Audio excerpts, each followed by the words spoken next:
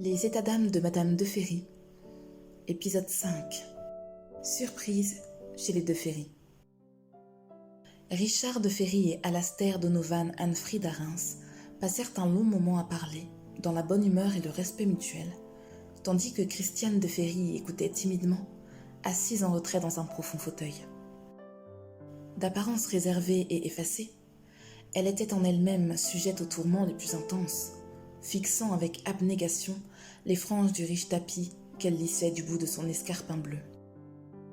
Elle ne pouvait y croire. Le comte d'Arins, celui-là même qu'elle idolâtrait dans son fort intérieur, était chez elle, en train de faire la conversation avec son époux. Avec consternation, Madame de Ferry se rappela la lettre qu'elle lui avait écrite alors qu'elle était consumée par une admiration et une affection ardente. Elle se rappela de la lettre reçue par le comte, lettre qui lui avait déchiré le cœur d'impatience et d'émotions contradictoires. À présent, elle regrettait tout à fait son emportement sentimental. Pouvait-elle faire confiance à cet homme? Et s'il parlait en mal d'elle? Et si il la méprisait? Et si il révélait tout? Elle serait perdue, arrachée à ses enfants, sa maison, humiliée, certainement battue. Le bon monsieur de Ferry était un être exceptionnel, mais il possédait un ego et une virilité ne permettant pas les écarts de ce genre.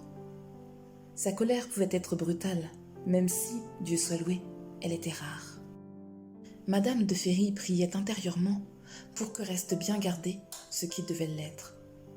Elle s'était repentie de sa faiblesse, mais vivait chaque jour dans les remords et les reproches les plus sévères, dont elle fustigeait sa pauvre âme repentante.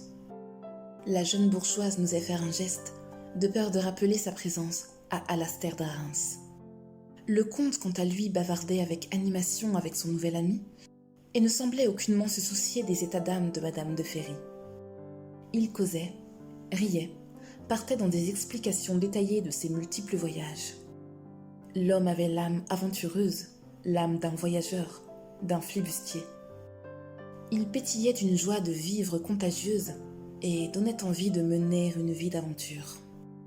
On avait mangé de bon appétit ce qui se trouvait sur la table du salon, et le comte d'Arins avait fait 1000 éloges et louanges sur la qualité et la fraîcheur des mets qui lui avaient été offerts. On voyait à son teint que l'homme reprenait des couleurs et se reposait enfin de son long voyage. Christiane de Ferry, toujours autant troublée par la présence du comte, s'efforçait de ne rien laisser paraître à personne. Elle n'avait d'ailleurs pas touché à sa tasse de thé, qui avait fini par totalement refroidir devant elle. Alors qu'elle s'adonnait à de douloureuses rêveries, elle fut subitement tirée de ses songes par la voix de son époux qui s'adressait à elle en souriant.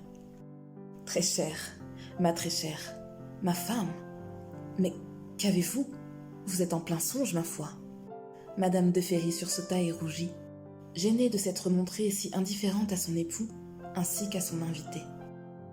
Monsieur de Ferry se leva et, posant sa main sur l'épaule de sa femme, il s'adressa au comte d'Arins. « Mon cher ami, décidément, vous êtes un homme comme l'on n'en voit plus. Je vous aime bien, mon brave. Faites-nous l'honneur de séjourner quelque temps chez nous et soyez notre invité, je vous prie.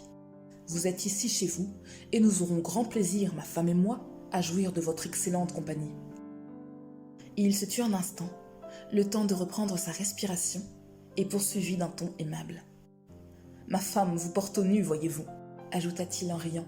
« Il n'y a pas de cela une semaine, elle s'adonnait à la lecture de vos magnifiques poèmes devant nos voisines et amies, qui étaient d'ailleurs toutes aux anges.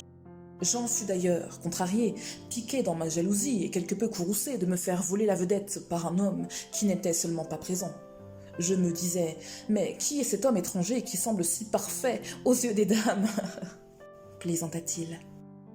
Richard de Ferry et le comte d'Arins partirent dans de grands éclats de rire, se tapotant mutuellement l'épaule en signe de respect et de complicité. Madame de Ferry, vexée et le teint virant au cramoisi, bredouilla avec une expression qui rendait la situation plus hilarante encore. « Mais non, non mon ami, vous enjolivez des faits pourtant bien moins passionnants que ceux que vous nous contez là. À Dieu ne plaise, c'est que j'affectionne les poèmes et je reconnais volontiers le talent de monsieur le comte, voilà tout. » Les deux hommes rirent de plus belle, s'amusant de la réaction enfantine de Madame de Ferry. « Ha ha ha ha ! Voilà ma chère épouse, ne sachant plus où se mettre. N'en rougissez pas, mon ami, je suis le premier à saluer l'excellence de notre invité. » répondit M. de Ferry, tendrement amusé de voir sa femme dans l'embarras. « Allons, mes amis. Assez ri, reprit-il d'un ton plus sérieux. Cher Alastair, je m'en vais de ce pas donner les ordres à votre cocher. Ne vous inquiétez de rien. Vos malles et vos effets seront transportés dans vos appartements. Nous avons, Dieu merci, une belle et grande demeure. Je suis ravi qu'elle serve à des invités tels que vous. » Bien avant même que le comte d'Arins ait pu objecter ou même remercier M. de Ferry, ce dernier avait déjà disparu hors du salon. Madame de Ferry resta assise, n'osant remuer. Elle gardait la tête baissée et les yeux rivés sur les détails du riche tapis. Le comte d'Arins se leva doucement et s'approcha lentement de Madame de Ferry d'un air moqueur. Ses chaussures claquèrent sur le parquet et produisirent un son étouffé en s'arrêtant sur le riche tapis se trouvant sous le fauteuil de Madame de Ferry. La proximité physique du comte manqua à la faire mourir d'embarras et elle peina à respirer normalement. « Eh bien, ma belle dame, dit le comte, il semblerait que vous soyez plus volubile lorsqu'on vous met une plume entre les mains. Seriez-vous impressionnée par ma personne ?» Madame de Ferry voulut se défendre et leva les yeux vers le comte, mais resta sans voix. Il la dominait et la dévisageait d'un regard perçant et doux à la fois. Elle s'arrêta et le contempla, ne pouvant s'empêcher de le trouver charmant. Elle baissa immédiatement les yeux, rougit de nouveau et finit par chuchoter « Oui, vous m'impressionnez. Reculez, je vous prie. »« Pourquoi ?» chuchota le comte en faisant un pas de plus en avant. « Jamais il ne vous ferait de mal. J'aime les femmes qui m'aiment. »« Mais je ne vous aime pas, mon comte, » souffla Madame de Ferry en s'enflant d'orgueil. « Que vous dites ?» se moqua le comte. « Mon nom et mes vers n'ont pas quitté vos lèvres de tous les dimanches, raconte-t-on partout. J'aime vos écrits, cela est tout. Vous m'aimez. Vous n'êtes qu'un bellâtre prétentieux. J'aime Monsieur de Ferry et si vous m'importunez, je vous ferai chasser de chez moi. Qu'il soit chez vous, ma chère, vous enchante et vous effraie. Je vous ai observé et je connais les femmes. Je vous ai vu tenter de ne pas laisser paraître à quel point vous songiez à moi. Je lis en vous comme dans un livre.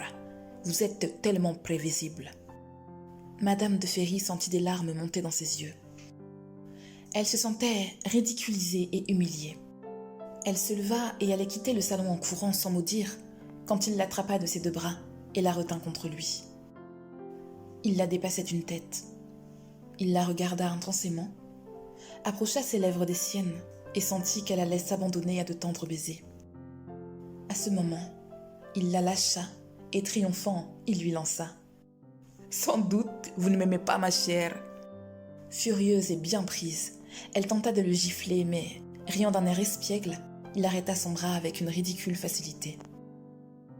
Elle s'enfuit, rouge de honte, et rejoint ses appartements, dans lesquels elle s'enferma tout le reste de l'après-midi.